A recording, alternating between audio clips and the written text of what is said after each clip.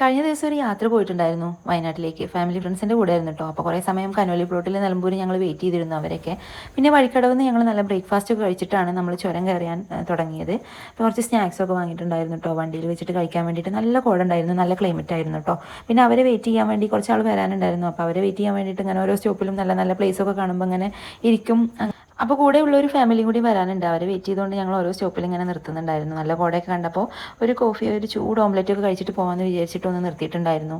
അപ്പോൾ അവിടെ നിന്ന് അതൊക്കെ കഴിച്ചു. അപ്പം ഞങ്ങളുടെ കൂടെയുള്ള ആൾക്കാർ വന്നു. പിന്നെ അവിടെ നിന്ന് പരിചയപ്പെട്ട കുട്ടിയാണ് കേട്ടോ സായിക്ക് ഒരു ടാറ്റയൊക്കെ പറഞ്ഞിട്ട് ഞങ്ങൾ ഇറങ്ങിയിട്ടോ. നല്ല കോട, നല്ല ഭംഗിയുണ്ടായിരുന്നു കാണാൻ വേണ്ടിയിട്ട്.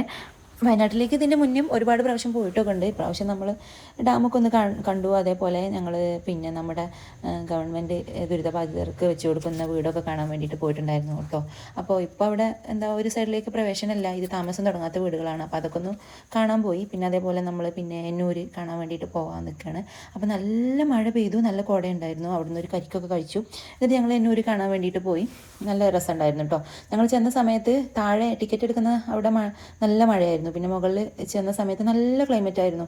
നമ്മൾ ഈ പിക്ചറിലൊക്കെ കാണുന്ന പോലത്തെ ഒരു നല്ല ഭംഗിയുള്ള ഒരു കാലാവസ്ഥയും. എന്തായാലും ഞങ്ങളവിടെ കുറേ സമയം സ്പെൻഡ് ചെയ്തു. പിന്നെ നമ്മളായിരുന്നു ലാസ്റ്റ് ടിക്കറ്റ് എടുത്തിട്ട് ആൾക്കാരുണ്ടായിരുന്നു. പിന്നെ അതിന് ശേഷം ആരും ഉണ്ടായിരുന്നില്ല. അപ്പോൾ അതൊക്കെ കണ്ട് ഞങ്ങൾ അവിടുന്ന് മടങ്ങി. മനസ്സൊന്ന് തണുപ്പിക്കാനേ ഫ്രണ്ട്സിൻ്റെ കൂടെയോ ഫാമിലിൻ്റെ കൂടെയോ ഇടയ്ക്കൊരു യാത്ര നല്ലതാണ് കേട്ടോ. എന്തായാലും വെക്കേഷനൊക്കെ തീരാറായില്ലേ. എന്തായാലും ഞങ്ങളത് നല്ലൊരു യാത്രയായിരുന്നു. മടങ്ങുന്ന വഴി നമ്മൾ അരീക്കോട് വെച്ചിട്ട് ഫുഡ് കഴിച്ചിട്ടുണ്ടായിരുന്നു. അപ്പോൾ ഇതൊക്കെ ഉള്ളൂ.